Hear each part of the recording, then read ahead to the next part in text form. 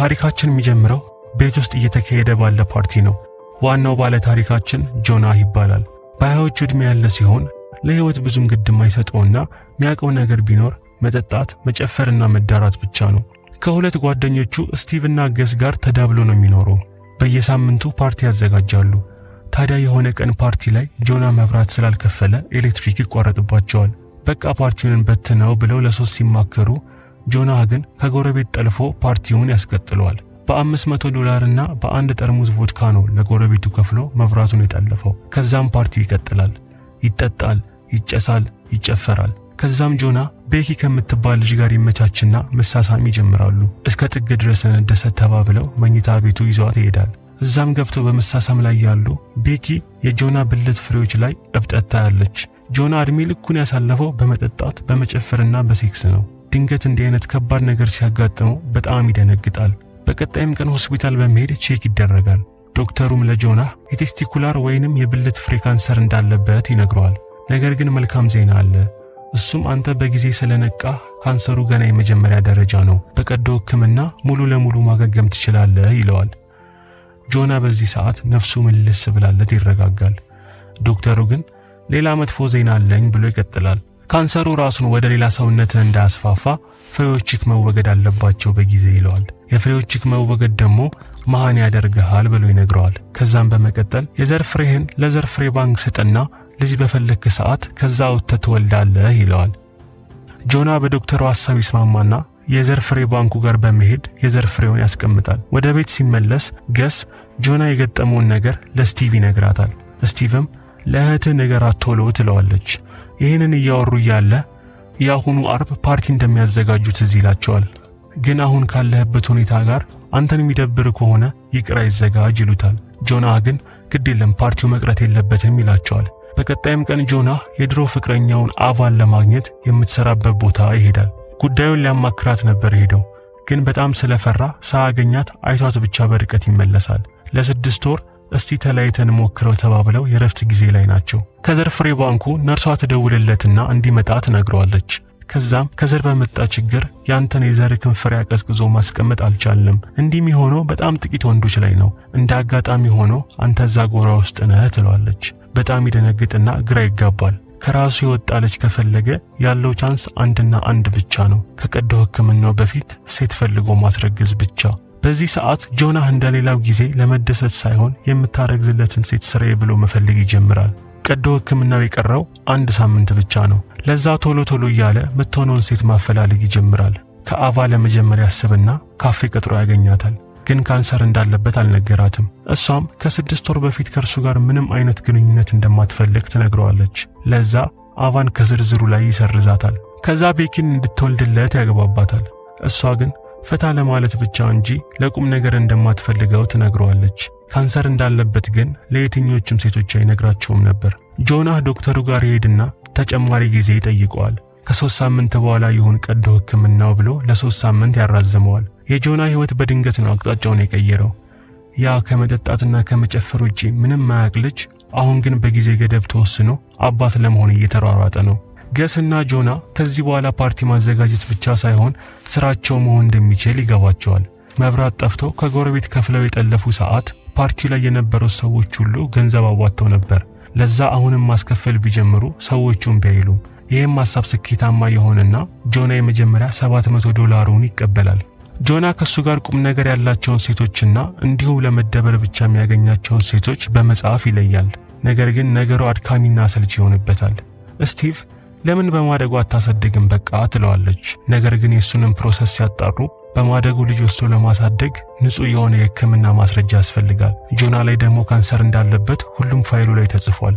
ከዛም ስቲቭ እኛ ቢሮ 2 ሴቶች አሉ፣ ሌዝቢያን ስለሆኑ የዘር ፍሬ የሚለግሳቸው ወንድ ይፈልጋሉ ብላ ቀጠሮ ታመቻችለታለች። በቀጠሮውም ቀን ጆናህ ሴቶችን ያያቸውና ከወፍራሟ ጋር መተኛት አልፈልግም፣ ካንቺ ጋር ብቻ ነው የምፈልገው ብሎ ለቆንጂያዋ ይነግራታል። በዚህ ሰዓት ቆንጂያዋ የሚደብራትና እንደውም ትተናል ሐሳቡን ብለው ነገሩን ይሰርዙታል። በመነጋታውም ጆናህ እህቱ ስለሌለች የእህቶቹ ልጆች እርሱ ጋር ይሆናሉ። ስቲቭም ትቀላቀላቸዋለች። ልጆቹንም እያዝናኑ እያለ ማውራት ይጀምራሉ። ስቲቭም በጣም አዝናለት ታጽናናዋለች። ወደ ቤት ሲመለሱ ስቲቭ አንዱን ሕፃን ስታክፈው ማታውቀው ስሜት ውረር ያደርጋታል። ለሕፃን ልጅ ተሰምታት ማታውቀው ስሜት ይሰማታል። ባላሰበችበት መንገድ ድንገት የእናትነት ፍላጎት ያድርባታል። ግን እንደ ነገሮች ችላ ብላ ታልፈዋለች። ከዛም በቀጣይ ጊዜ ስቲቭ ለጆና ሌላ ሴት ታስተዋውቀዋለች። ሴትየዋ ማግባት አትፈልግም፣ ግን ልጅ ብቻ ነው የምትፈልገው ብላ ቀጠሮ ታመቻችለታለች። ቀጠሮም እስካሁን ካገኛቸው ውስጥ ከዚችኛዋ ጋር ባሪፉ ሄዶለታል። ምንም እንኳን ወደ ቤቷ አብሯት ቢሄድም ግን አብሯት አላደረም። ምክንያቱም ደግሞ ብዙ አልኮል ጠጥቶ ስለነበር ትኩረት ማድረግ አልቻለም ነበር። ጆና እየተሰላቸ ይመጣል። በዚህ ሰዓት ከስቲቭም ጋር ሲያወራ ልጅ የምትወልድለት ሴት ካገኘ እሷ እንደምትፈልገው እንድትኖር እንደሚፈቅድላት ይነግራታል። የፈለገችውን ስራ ብትሰራ፣ የፈለገችውን አይነት ፍቅረኛ ቢኖራት ምንም አልላትም፣ ቤቴን ሁላ ሰጣታለሁ፣ ልጁን ሁላ አታዩም ብላ ብትከለክለኝ እሺ እላታለሁ ይላታል። በዚህ ሰዓት ስቲቭ ለምን ያልወልድልህም ብላ ሐሳብ ታመጣለች። አስብበትና ንገረኝ ብላ ከመኝታ ቤቷ ታሰጠዋለች። በቀጣይም ቀን ስቲቭ ቢሮ ቁጭ ብላ ስለ ፔሪድ ኢንተርኔት ላይ ማየት ትጀምራለች። ማታ ፓርቲ ላይም ስቲቭ ራሴን አሞኛል አልመጣም ብላ ክፍሏ ትቆያለች። ጆና ይደውልላትና ልጅ ከወለድሽልኝ የፈለግሽውን ነገር እሰጥሻለሁ ብሎ ቃል ይገባላታል። ጠዋት ላይ ስቲቭ ጆናህን መኝታ ቤቴ ና ብላ ቴክስት ልክለታለች። ሌሊቱን ሙሉ ውል እየጻፈች ነበር ያደረችው በሁለቱ መሃል የሚሆነውን ነገር። ጆና መኝታ ቤቷ ሲገባ ውሉን ወዲያውኑ ትሰጠዋለች። ጆና ሙሉውን ውል ያነብና ይፈርምበታል። ስቲቭን ፔሪዷ ሊመጣ የቀረው ቀን 4 ቀን ብቻ ነው። ለዛ ለ4 ቀን አልጋ ይይዛሉ። ስቲቭ ጆና ቤስት ፍሬንዷ ስለሆነ ግንኙነታቸው እንዳይበላሽ ሰግታ ወሲባዊ ግንኙነቱን በትክክለኛው መንገድ ማድረግ አልፈለገችም። ለዛ ከሱ ዘሩን ብቻ ተቀብላ ማርገዝ ነበር የፈለገችው። ሲሪንጅ ይገዙና በሱ እየቀዳ ያለ ሳያውቅ ሲሪንጁን ይሰብረዋል። ፋርማሲ ሄደው ሊገዙ ሲል ፋርማሲው ዝግ ነው ስለመሸ። ከዛ ስቲቭ ነገ ይሁን በቃ ትለዋለች። ጆና ግን በጣም ተሰላችቶ ነበር። ስቲቭ ሁኔታውን ስታይ ያሳዝናትና እሺ በቃ እናርግ በትክክለኛው መንገድ ብላ ትስማማለች። ሼም እየያዛቸው እንደምንም ማድረግ ይጀምራሉ። ግን በጣም ስለተፋፈሩ በመሃል ያቋርጣሉ። ከዛ ስቲቭ ጆና እንዳፈረ ይገባትና እሺ በቃ ቀስ እያለን እያጋለን እንጀምር ብለው እንደገና ይጀምራሉ። ከዛም መተፋፈሩ ተገፎላቸው አብረው ያድራሉ። ለቀጣይም 4 ቀናት እዛው የተገናኙ አብረው ያድራሉ። በአምስተኛውም ቀን ስቲቭ ቢሮ ፔሪዶ ይመጣል። ጆና ጋር ደውላ እንገናኝ ብላ ታገኘዋለች። ከዛም መጨቃጨቅ ይጀምራሉ። ስቲቭ ፔሪዷ ስለመጣ ደስተኛ እንደሆነች ትነግረዋለች። ምክንያቱም ነገሩ ላይ ደግማ እንድታስብ ሁለተኛ እድል አግኝቻለሁ ትለዋለች። ጆና በዚህ ሰዓት ተበሳጭቶ ትቷት ይሄዳል።